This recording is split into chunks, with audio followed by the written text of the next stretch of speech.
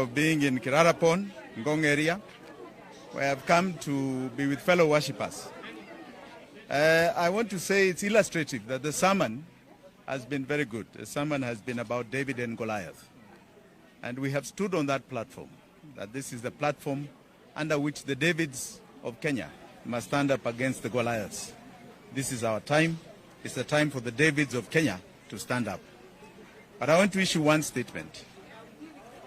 This week, the NDC for my party, ODM, has been called. And that NDC, we are happy that there is an NDC coming. We have been praying for one, we've been asking for one. But we've been asking for one that is legal, not one that is illegal. Our party constitution is very clear about the legality of an NDC. The Constitution says the following. Number one, the membership of that NDC. It is described in full in the articles in the Constitution of the party. That notice falls very far short of including everybody in that NDC as is per the Constitution. Number two, the Constitution is also very clear that every 5 years, there is an election of the presidential candidate of the party. There is an election of party officials. That has been excluded from the notice of the NDC. Thirdly, they even purport to change the date of the NDC in terms of another notice by saying that they are changing the agenda. If you issue another notice as they did, that means that you count 21 days, because there are 21 days for an NDC to be called. They issued another notice changing the agenda, talking about some issues of the National Governing Council. I'm sorry, that means that you must change the date of the NDC. And fourthly, and I think this is what is so sad, this is a party we believe in, a party we have fought for, a party we believe can go very, very far. And it is very, very unfortunate that after all these months of some of us clearly saying that we want to be candidates under this party, the party has not even publicized any rules of engagement of us with the delegates, any rules of engagement of us and the public, any pattern under which a presidential nomination can take place in this party. Hii si chama ya mtu moja, hii ni chama ya wananchi. And I'm telling the party leader and all those officials who think that this is a time for dictatorship, Kenyans are watching you, and I can assure you how you are presenting yourself today is how they know you shall be in the future. They are judging you now. What you do now in relation to my candidature in this party is going to speak volumes of what is going to happen to the party and what is going to happen on August 9th, 2022. Thank you very much. I will definitely attend. I will definitely attend. I am not only a life member, I am also a delegate from Nairobi. So I will attend in that capacity as a life member and as a delegate of Nairobi, as well as a presidential candidate. I will also insist that I speak. I will insist I speak. And I'm telling you, I want to see them deny me the chance to speak. We shall speak volumes. We have a lot of supporters among those delegates. And if they keep the genuine delegates list as we know it, I can assure you that will be a very hot meeting. Yes. Sasa? Aye. Aya. Kirarapon hoye. Hoye. Tumefika hapa leo kwa ibada ya kanisa. Na sijui kama nyinyi wote mlikuwa ndani ama wengine mlikuwa nje. Muamini Mungu. Mungu ndiye mwema. Mungu ndiye anatupeleka mbele, si ndio? Mimi kama hamunijui, labda ni wengine mmeniona kwa TV. Naitwa Jimmy Wanjigi, ni mimi mwenyewe. Nisalimu nione nyinyi sasa. Nimesema nijitolee. Nijitolee tupambane kwa hii kiti ya rais. Anataka mjue, si ati nililala tu nikaamka asubuhi nikasema acha niwachane na maisha yangu niende tu kwa mambo ya urais. Hapana. Tumekuwa kwa hii siasa miaka mingi sana. Tumeona yale ambayo imetendeka. Tuliona ana kwa namna hii ukombozi hii wa pili. Wakati huo nilikuwa mdogo sana, kwa nimerudi kutoka shule Ulaya, nikakuta second liberation. Na kwa second liberation tulikuwa hapo ndio nilikuwa nashikwa na mtu anaitwa Kenneth Stanley Jindo Matiba. Umesikia hiyo jina? So hii siasa tunaijua. Hata Raila rafiki yangu ambao tunapambana naye nilijua wakati huo. 1991. Na tumesaidiana. Wakati wa Kibaki tulikuwa hapo. Amujue hii mambo ya kubadilisha regime kuna sababu. Wakati tulikuwa na sema Moi aende, yote yawezekana bila Moi, ni kwa sababu watu walikuwa wamepigwa sana hapa. Kibinafsi, upande wa human rights na kwa ajili ya hela. Tulikuwa na dictator. Kibaki akaja, tukaona maisha inaanza kupumbuka, si ndio? Si maisha, sijui wengi wenu naona labda mlikuwa watoto. Lakini maisha hata hapa Kajiado ilianza kufafanua uchumi wakati wa Kibaki. Sasa nikaweka marafiki zangu wengine wanaitwa uhururuto. Hawa ni marafiki na nilika yangu. Tukawaweka. Sijui kama mumefanikiwa ama mujafanikiwa. No, museme, unajua nyinyi ndio wananchi. Mimi pahali mimi nakaa, unajua mimi ni mtu wa biashara. Nikiangalia biashara yangu imeenda namna hii. Chini. Hiyo ni yenu ama ni yangu tu peke yangu? Maisha yamekuwa magumu sana. Kwa sababu kuna magoliath ambao ziko na sisi. Si corruption ni Goliath.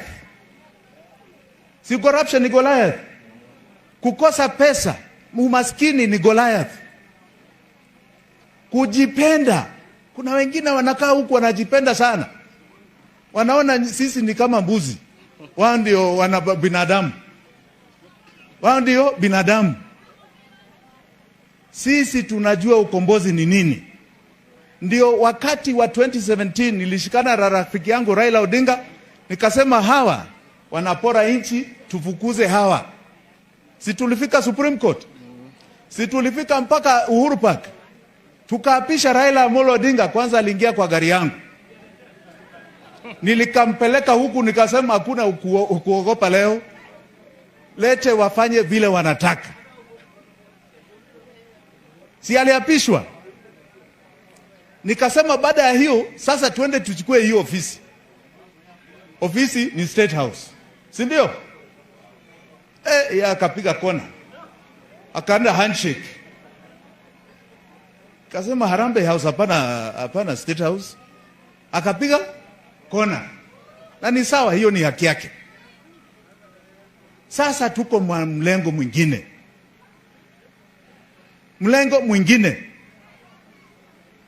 Mlengo wa kwanza wa Kenya ulikuwa mlengo wa independence. 1962 to 1992. Na iko na washujaa. Si Jomo Kenyatta alikuwa shujaa. Hata Jaramogi alikuwa shujaa wa hiyo wakati. Tukaja second liberation. Si nimetaja Kenneth Matiba. Kulikuwa na mtu mzee anaitwa Rubia. Na huyu hata Raila alifungwa kwa ajili ya second liberation. Hawa ni washujaa wa second liberation. Miaka 30 ya second liberation inaisha mwaka huu 2022. 30. 62 to 92 na 92 to 2002. Sasa hii ni ya nyinyi wa vijana kwanza. Ni yenu. Ni wakati wenu. Na wale wa shujaa ambao wamepitisha second liberation, hawezi kuwa shujaa ya third liberation. Usidanganywa na mtu. Hii ni hela. Hii ni kuona nyinyi mukae na mung'are kama vile munaona wazungu kwa TV. Kwani wao wamebarikiwa na Mungu na sisi hatuna Mungu. Kwanza sisi ndio tuko na Mungu zaidi kushinda wao. Unajua wao walileta Mungu hapa ati Ukristiano. Ukienda huku hakuna kanisa ambayo imejaa kama hii. Watu wawili wanaendaka kanisa. Wamewachana na Mungu.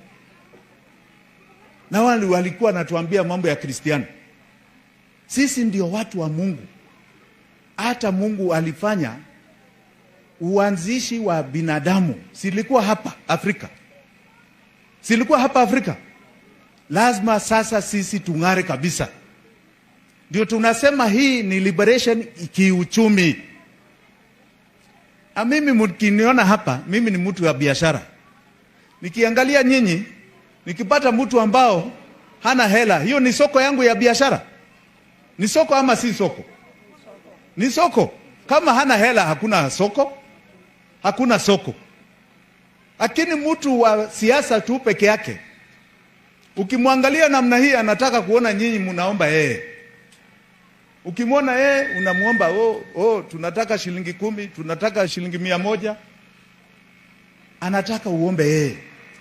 Mimi nataka uwe nayo kwa mfuko.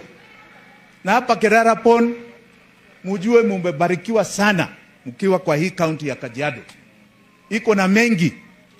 Iko na mengi. Muko na watu 1,000,000 hapa. Hata zaidi. Muko na matowns hapa. Muko na girigasha hapa. Muko na agro processing hapa. Muko na ng'ombe hapa. Si muko na ng'ombe? Haya. Muko na wildlife. Wanyama wa pori. Tourism. Si Amboseli iko kwa hii Kajiado? Haya. Hapa chini ya ardhi muko na gypsum. Si muko na gypsum? Muko na soda ash huku Magadi. Hiyo ni mali yenu. Kama hamjui. Na kuna zingine ambao hamjaambiwa kuna dhahabu hapa chini. So msitoke kwa hii ardhi, mjue hii ardhi imebarikiwa na Mungu. Muwe watu ambao mnasema Mungu ametubariki. Asanteni sana. Semeni amen. Amen. Semeni amen tena. Amen. Wakati sasa umefika wa kusema wale ambao wamekuwapo miaka 30 zaidi na maisha yenu haijabadilika, sasa wapumzike. Si ndio? Wapumzike. Tushikane sisi, tuseme sasa ni wakati wetu tukiwa David. Tubadilishe hii uchumi, tuwe watu ambao tunaona globally, tuna act locally. Mnashika, si ni wakati wa internet. Mnajua mengi, kwa hiyo dunia iko kwa mkono yenu kwa simu. Muwe watu ambao munaona mbali, tunashikana namna hii, tuende mbele. Wiki hii niko na vurutano kidogo na rafiki yangu. Wameitisha National Delegates Congress. Na unajua mimi ni mwanachama halisi wa ODM. Ama sifanani na ODM? Mimi ni mwanachama halisi wa ODM. Hii ni chama tumesaidia miaka mingi. Na haki yetu ya kupigania huu rais ni haki yetu. Si ni haki demokrasia? Haya. Wiki hii ati wameitisha NDC, National Delegates Congress. Wanasema ati wanaita, sijui wanataka kufanya nini. Ni kama sherehe. Kikatiba cha ODM kila miaka 5 inasema hivi: every 5 years ni lazima kuwe na uchaguzi wa urais na party officials cha chama. Hiyo haiko kwa agenda. Kwa hiyo agenda na notice, kuna wengine wamekata nje. Sijui walisikia nafungua ofisi huku nje, sasa hawataki hao watu ambao nimefungulia wa ofisi ambao ni genuine delegates, wanawakata nje ati wasije kwa hiyo NDC. Hiyo ni demokrasia? na wako kwa kikatiba cha ODM. Tunasema haki yetu kwa sababu we are life members of ODM. Haki yetu ya kubania kiti yoyote, hakuna mtu ataibaguza. Hakuna. Tumekataa. Tumesema no, no, no. And on that basis, I am warning the party. Should you use the shortcuts you have been doing, you are advertising the way you will treat Kenyans. Those shortcuts you treat me with are the way you are going to treat Kenyans. And you insist on doing it, there shall be consequences. There shall be severe consequences. There shall be consequences for them, and there shall be consequences for me. And should they insist on doing it, kwa sababu wanaifanya kihalali, kihatiba. Wakifanya hiyo, they better know that from that day, things in this country will not be the same. Asanteni sana watu wa Kirarapon. I want you to become Davids kama mimi. I want us to move forward. I want us to move and change this country for all of us. Asanteni sana. Na kuna rafiki yangu hapa anaitwa Brian. Mnamjua? Mnamjua? Leta zungumze kidogo. Unajua tunataka kwanza nyinyi wa vijana, mushike wa vijana wengizi wenzenu. Huyu anataka kiti ya Senate. Mpigie makofi. Basi wana Kirarapon wenzangu, hamjambo? Habari za mchana? Nipungie hewa kama unaniona. Basi leo ni leo, msema kesho ni muongo. Tumekuja leo hapa na tumepata huko neno. Si mmepata neno? Agnes ametupatia neno. Na sisi tumekuja hapa nje na maneno ya sisi wenye maneno. Na maneno ya hapa ni rahisi sana. Ni safari ya August 2022. Si namna hiyo? Kwanza kabisa tunamkaribisha Mheshimiwa Jimmy Wanjigi hapa Kirarapon. Tunakuahidi kwa kauli moja tutatembea na wewe. Thank you. We know what you believe in. You know we know you have what it takes to rejuvenate the economy of this country. Because right now hawa watu hawana pesa kwa mfuko. Lakini wanangara namna gani? Hawana hela, ni kwa neema. Wanangara hawa, wana hela hawa. Hawana bana, munangara sawa sawa. Hapa nyinyi hamna shida. Bana, hamna shida hapa. Wangapi wanasema watasimama na Jimmy Wanjigi kama rais wa 5 wa Jamhuri ya Kenya? Wangapi wanasema pia watanishikilia mimi nikuwe senator ya Kajiado? Unajua Jimmy Wanjigi ni mwanabiashara. Si mnajua hivyo? Mnajua hata hii infrastructure mingi ni yeye alienda kunegotiate na Wachina.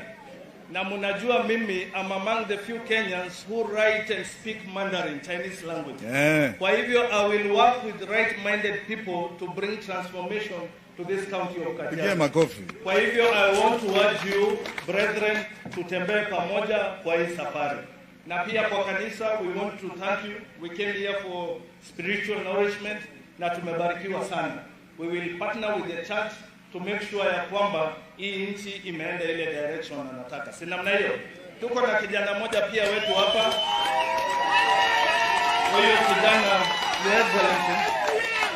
Huyu kijana anataka kuwa MCA wa hii area. Nitampatia pia dakika moja tu asalimie. Basi Kirarapon oye. Hebu basi tusalimie kwa mfano. Asante sana. Karibu sana Mheshimiwa Jimmy Wanjigi. Unajua wengine wako na titles zingine. Wewe ni mwanabiashara, kwa hivyo ile title tunangoja upate ni rais wa Jamhuri ya Kenya. Asante sana. Na tuko na Brian, unaona Brian ni kijana wetu wa Kirarapon. Kwa hivyo ile kiatu alikuwa anajaribu kuvaa ile wakati mwingine, hiyo ndio kiatu mimi nataka kuvaa. Na mimi kwa neema ya Mwenyezi Mungu ndio nitakuwa MCA wenu 2022. Na ile kitu tunawaomba tusichague chama, tuchague mtu. Kwa sababu chama ni kama basi. Unapanda basi hapa itakurudisha Nairobi. Na ukipanda Uber, pia utafika. Basi kwa hiyo tuangalie viongozi na tuache kuangalia chama. Tuangalie Mr. Jimmy Wanjigi, tumpatie kura na tutembee na yeye. Na pia tuangalie Brian Wanjigi, na pia tusahau Matthew Senteu Masai. Thank you very much. Asante. Nasikia kuna maswali. Uliza. Unajua mimi. Thank you. Feel free. My question is about our climate change. How do you intend to incorporate the present and future generations in coming climate? Considering that our water springs and forests are deteriorating. Our water springs deteriorating. So ningependa tu tuelezee wakazi hapa. How do you intend to capture our? Thank you. That's a very good question. What was your name again? Lenny Limion. Mpigia makofi. Mnajua mambo ya climate change nyinyi hapo? Hata hawajui. Like, that's a very good question. I want to tell you that we have an aggressive program in our manifesto. I don't know whether you know it. The world has now, in the World Climate Control, issued certain caveats that by the year 2050, because climate control is the biggest threat to our existence as human beings, by the year 2050, there will be no more fossil fuels used in the world. By 2030, Europe and America are already stopping. That is 8 years' time. 8 years' time. And the biggest place they are going to get energy, in other words, petroli ya huku mbele, petroli ya magari, for industry, for everything, is coming from this green energy you're talking about. On the basis of that, Africa is known as the biggest bastion of green energy in the world. So, we must be very careful. Kwa sababu hatutaki ukoloni ya wazungu tena. Wanakuja. Hata umeona hii EU conference ambayo ilikuwa nafanya kwa Africa, their concern is energy. Energy with Africa. They are coming here. As they did in the beginning, when they came for our land to plant cash crops. The cash crop now is the energy you are talking about. Our air, our sea, our sun, and what is in our ground as geothermal. We are not only going to increase this production by a very clear program of reforestation, making sure we protect our water tables, but we shall also protect what is in our ground. We are no longer going to allow it to be exploited by a few. This is the joint wealth of Kenyans. The joint wealth of Kenyans. We not only will do that, we are going to say that as we exploit it, we want all that manufacturing ije hapa. Sisi ati tunawapatia people raw products that go outside. We want it right here. I'll be more aggressive with that when we come to manifesto. Unajua sasa there's too much copying. Asante sana. Yes, my dear. Your Excellency. Yes. My question is related to the economy. Yes. This country, we are suffering so much because of the economy of this country, especially we business people. Saida tunaleta mizigo yetu, we find a lot of so many crises when we use the port. And ikifika huku, ingine inatoka, ingine inakuwa ni counterfeit. Na this watu wa Kenya na hivi, they suffer so much. On the other side, how can we improve our country, creating so many factories so that we can employ our young men who are tarmacking here, so that instead of importing so many things, we try to create our factories here, and with that, we can create so many jobs opportunities that this economy, the economy of inch, is stable. On the other side, how are you going to deal with the corruption of this country? Because that is, you know, when the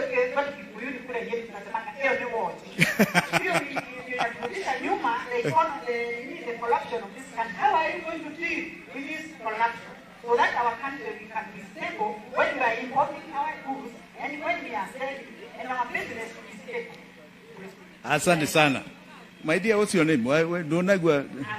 Nancy. Tupigia makofi. Nancy, you have asked the very basis of my platform. The backbone of any developing country is the economy and private sector. Ile ambao we uko nayo. I don't know whether you understand why you have the problem you have with KRA. I'll tell you the problem. I'll tell you the problem. The problem is very simple. In 2013, of all the money that Kenya Revenue was collecting from all of us, 18 shillings of every 100 was going to debt. Umeshika? 18 shillings of every 100 was going to debt. Today, 75 shillings of every 100 Kenya Revenue collects inaenda kulipa madeni. So the government is borrowing to live, to pay salaries, to pay counties. So I can tell you, they will nyanyasa you even if they tell you stories. Because they are desperate, they are bleeding. And they say, when a country and a government is broke, it bankrupts its citizens. Because who is the sovereign? Si ni wewe na mimi. How can you have money na serikali haina pesa? Serikali ni nani? Si ni wewe. It will bankrupt you. That is what happens anywhere in the world. That is why nimesema tuko kwa hali maututi. All of us. It is not going to get better unless we deal with one basic thing. Productivity. We must increase this thing called productivity and the value of our productivity. So just as you said, why are we importing when we can be producing? Why are we not looking at a market beyond our own market of 50 million Kenyans? Sub-Saharan Africa has got 1 billion people. 1 billion. That is a market of our own people. China grew because of numbers within its own country. 1 billion, 1.5 billion. Sisi hapa Black Africa, we are 1 billion. Has anybody told you how to produce something here and sell it to Nigeria? Hakuna mtu ameambia wewe. And Nigeria is a place that imports even the most basic of things. From milk, 240 million people. Maziwa, they import. Chakula, hii ambao tunapanda. Basic horticulture, they import. From Peru, not from here. Yet we're only 4 hours away. We are going to expand markets as we improve and produce more. And you've mentioned the elephant in the room, called corruption. That is governance. Governance, I can assure you, you know, the private sector does not thrive, as you can see, with corruption. We like fair play, where you understand the rules. We do not thrive in corruption. So as a fellow business person such as you, I can assure you, that is going to be the first Goliath we are going to deal with. First Goliath. But there is something else which you have not mentioned. How do we bridge the gap between the rich and the poor? The poor are too far, yet they are citizens just like us, born equal in God's eyes, to God's eyes, just like us. The gap between the rich and the poor is too wide. It must change. It must change. That is called social mobility. Social mobility starts from when one is a child. Brain development, for example. Mtoto mdogo, between the year 0 to 5, is the time you have the brain development. Brain development. Yani capacity ya kufikiria. In the last 1 year alone, 2 million kids have gone malnourished in Kenya. Between those ages. That means, mtu akifika miaka 30, akona bongo ya mtu 15. That is not social mobility. That child has been disenfranchised. Hapa Kajiado, the malnutrition rate is too high for a place that is very common, very near Nairobi, and very rich. It is unbelievable what it is here. So we must start from that child, making sure ako na capacity ya to meet the challenges of the world. That is social mobility. And nobody is addressing this. The quality of our education must be the same, whether you're in Kajiado, or in my little Geshagi Kodwa Hondora, in Muranga, okay? Or wherever it is, it must be the same everywhere. The level of healthcare must be the same for every person in terms of accessibility. Maji, sanitation must be the same. Otherwise, you are not going to bridge this gap. between the rich and the poor. And that's where you also get now a further market. Kwa sababu the more people who are purchasing power, si utakuwa na biashara. Bas, nipigie makofi hata mimi. Anything else? Yes, madam.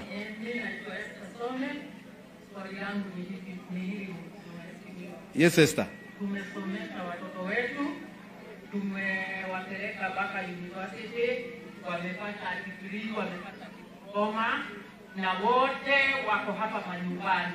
Swali langu la kuuliza hivi: ukichaguliwa 100 days, utafanyia hawa watoto nini?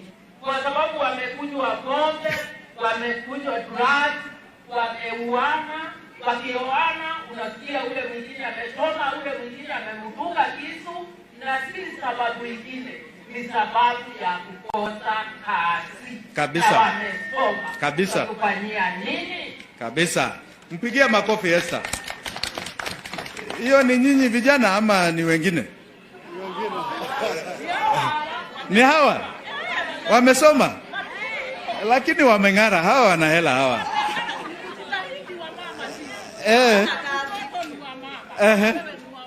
Kweli. Kweli. Asante sana.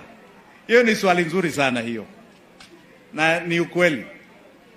Ni ukweli. Kuna ubaya kwa nchi, ndio hii tunaizungumzia. I want to tell you, sisi tukiwa watu wa biashara, kuja hapa mama nikuangalie, unajua nataka kukuona, kurudishia hii maneno. Sisi ni watu wa biashara, watu wafaidike, hiyo ndio tunaijua, kwa sababu wakifaidika, hiyo ni soko yangu, si ndio? So the first thing we are going to do is make sure 100 days is a very short time. 100 days is a very short time. Hakuna mtu who can promise you 100 days. Ile pahali ambao tuko ni pabaya sana. Ni pabaya sana. Hawa wameharibu nchi. Wameharibu uchumi. So it's not 100 days. But within, I am telling you, within a maximum of 1 year, hii unemployment rate itakuwa kitu kingine. Because we are going to boost what is called productivity. Hakuna kijana yako atakuwa nyumbani.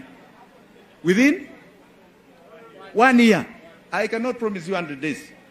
But within 1 year, that child will be able to feed themselves, will be able to take care of themselves if they have a health problem, na watakuwa na hope ya kupata mingine.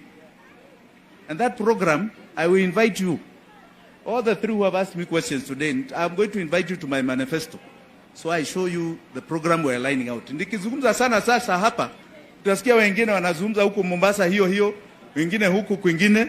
But hawa vijana, they know they have faith. If I can help myself the way I've helped myself, unafikiri hawa ni kitu, hii ni rahisi.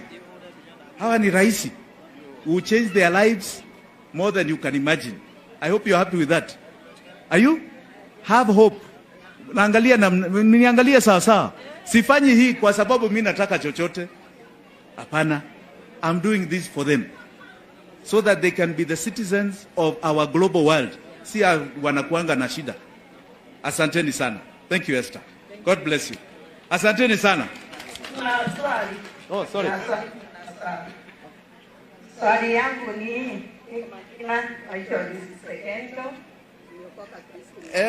mama ya ule mshujaa alikuwa hapa.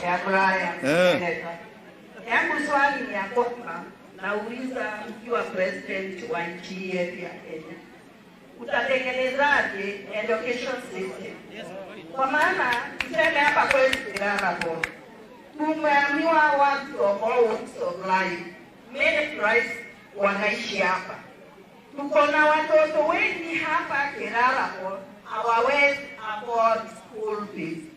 Tuna familia nyingi hapa Kirarapo haziwezi afford even 1 meal. Watoto wetu wale hapa ni wale wanaenda shule bila chochote. Hapa community wamejiunga, wengine wanatoa chakula, wewe unatoa kuni, mwingine anatoa kitu kidogo, unaandika mfanyikazi wa kupikia watoto wetu shuleni.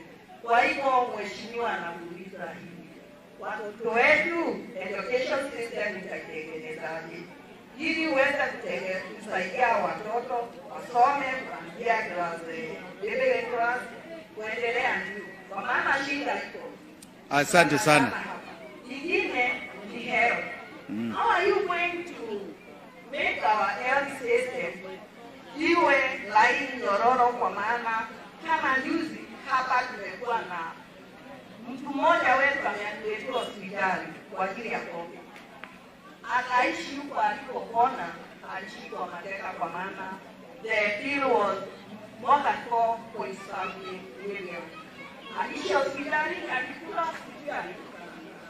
Kwa hivyo mambo ya NHIF na mambo ya universal health na mambo ingine ya hospitali, kama hapa kwetu Kirara kwa tunahitaji hospitali. Asante. Kwa hiyo tunakwambia tuangalie na Mungu atakuwezesha na tutakuombea na tutakufuata, tutakushikilia. Mungu akubariki na kutendea mema pamoja na Senator Brian Olesekeni. Asante mama. Asante. Mpigie makofi. Maswali ni mawili. Moja ya education. Mama, shoka. Rudi hapa. Maswali ni mawili. Education system. Nani alisema tubadilishe from ile ilikuwa sasa ni CBC? Hiyo ni mzuri? Sio mzuri. Lakini wananchi sijui kama mnataka CBC.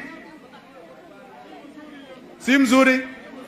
The first thing we are going to do ni kuangalia hiyo system. Okay? What is that system ya CBC? Competence based against performance based. Kwa sababu to change the education system of our country should be something that is a referendum. Si ati mtu kukaa kwa ofisi alafu anasema tunabadilisha. Hiyo ni wananchi wana decide. So we have to look at that. The second ni vile umezungumza. School fees wakati wa Kibaki ulikuwa free. Sasa unasema it's not free. Yes. Why?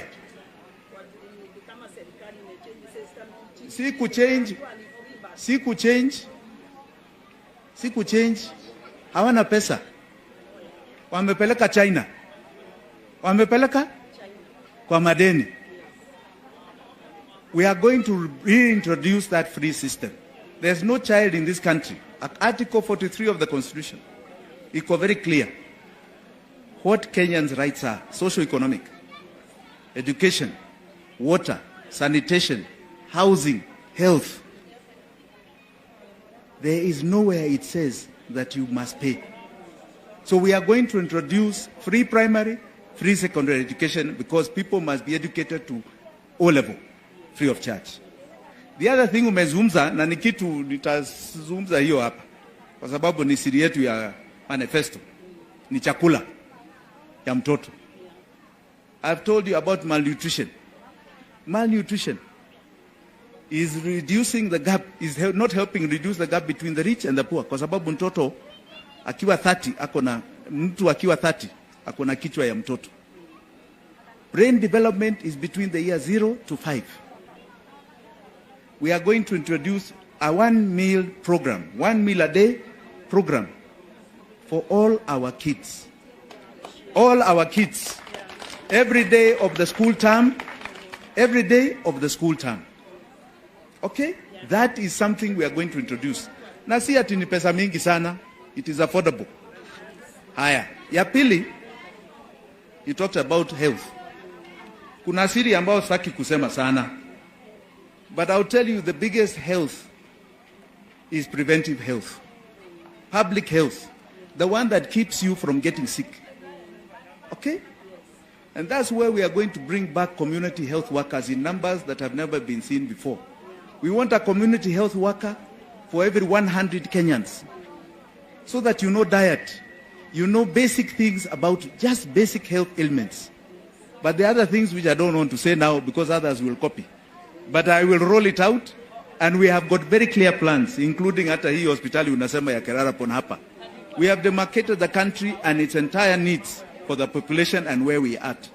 So let me not talk too much now. It will come out. But I think you can see we are in the right. Asante sana. Asanteni sana. Moja tu. Kuja. Moja, huyu kwanza. Moja. No, alafu huyo.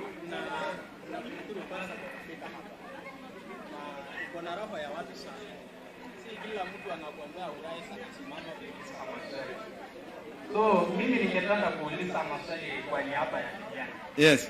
Sisi ndio tunatarajiwa na tunauliza, mimi nikiwa mkaaji wa hapa Kerala, lakini ninatoka Narok. Nipana hapa ni hapa hapa. Nimekaa hapa nikifanya watchman mpaka nikafikia kampuni yangu.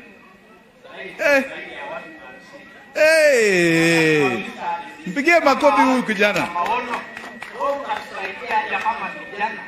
Ndio tunapata bonda kwa sababu hiyo ndio iko nayo. Waje kunaona kuna. Wewe unasaidiaje? Tupanue maono yetu tuko nayo. Na tuwe tusihudumiwe na watu wakubwa serikalini. Hiyo ndio swali mimi nauliza kwa jamii. Asante sana. Wajua ni vizuri mjue hii nchi imekuwa namna gani. Unajua nyinyi hamjui historia. Ukoloni alikuja hapa kunyanyasa sisi. Hii si serikali ya wananchi, ni ya viongozi. Wadosi ndio wakubwa, si ndio? Tunabadilisha hiyo maneno. Sasa wananchi ndio watakuwa wakubwa. It is called the form of government. Nyinyi ndio mtatawala. Mumeshika hiyo. Na mkitawala, nyinyi ndio mtasema. Si ndio mtasema? Utasema kama ni barabara munaitaka namna hii. Hii panue soko. Si ingine ya kuweka na inafaidika, ni watu wachache wanafaidika, si ndio? Kuna barabara munaona hapa Nairobi. Ni watu wachache wanafaidika. Lakini kupanua uchumi, hizo barabara hakuna mtu anaambia nyinyi. We are about boosting production. Washika mzee ndugu yangu.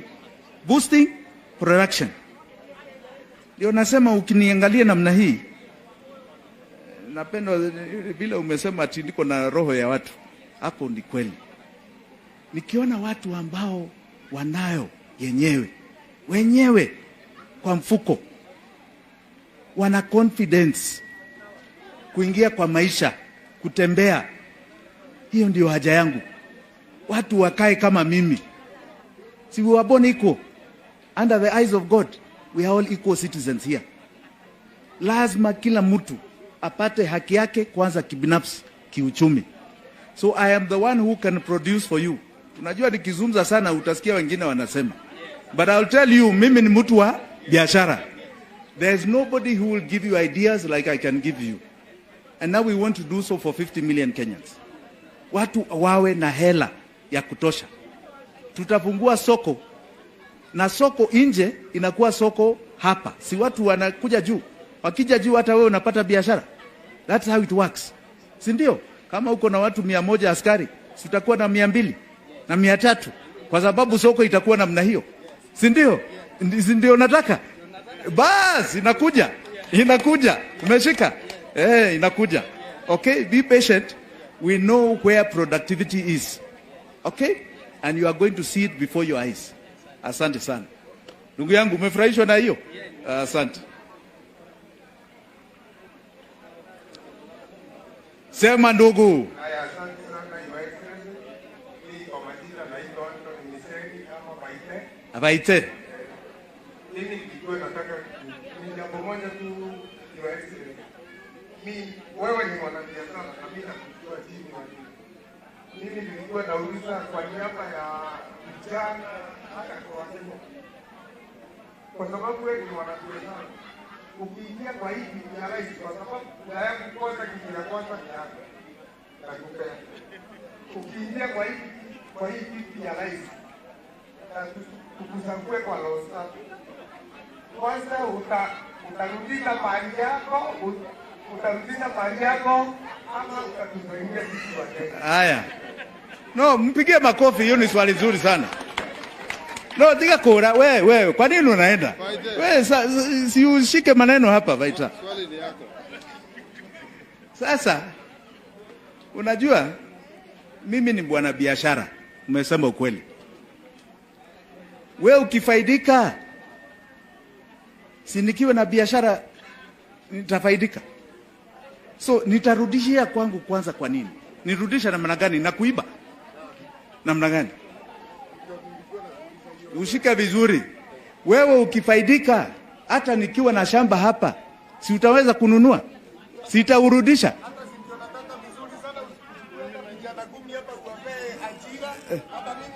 Bas, so ndio sasa haya, have I answered you? Nimekupatia answer. Ni hivi, kazi ya urais si yake binafsi, ni ya kutumia, ni ya kutumikia wananchi wa Kenya. Si ni kweli? Na ni kazi ya Mungu, na kwa kimombo inaitwa servant leadership. Unajitolea kutumikia wananchi wa Kenya, si binafsi. So siwezi kinyume cha sheria kujisaidia kwanza. Hiyo ni kinyume cha sheria ya Kenya. Umeshika? Na mimi ni mtu naheshimu sheria, naheshimu katiba ya Kenya. Asante sana. Thank you very much. Asanteni sana.